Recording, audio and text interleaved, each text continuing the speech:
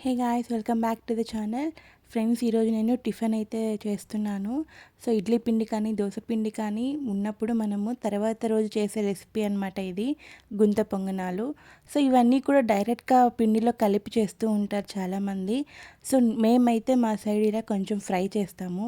So ఇలా కూడా try చేయండి ఫ్రెండ్స్, ఎవరైనా అలా చేసే వాళ్ళు ఉన్నట్టయితే మంచి టేస్ట్ ఉంటుంది. కన్నడలో వీటిని పడ్డు అంటారు ఫ్రెండ్స్. బాగుంది కదా నేము. నేను ఇంజనీరింగ్ అయిపోయాక మడివాళ్ళ ఫస్ట్ స్టేజ్లో స్టే చేశాను జాబ్ కోసం. సో అక్కడ ఒక పీజీలో ఫుడ్ చాలా బాగుండేది. సో ఎవ్రీ సండే వాళ్ళు పొంగనాల పిండి కలిపి పెట్టేసేవాళ్ళు. సో సండే అందరూ రెస్ట్ తీసుకునేవాళ్ళు. కానీ నేను ఈ పడ్డు కోసమే ఎర్లీ మార్నింగ్ 8:30కి అలా, అంటే 8:30 ఎర్లీ మార్నింగ్ కాదు, సండే మాత్రం అది ఎర్లీ మార్నింగే. సో నేనే వెళ్ళి, అంటే ఎవరికి వాళ్ళు వేసుకునేవాళ్ళు, ఇంతమందికి వాళ్ళు చేయలేరు కదా.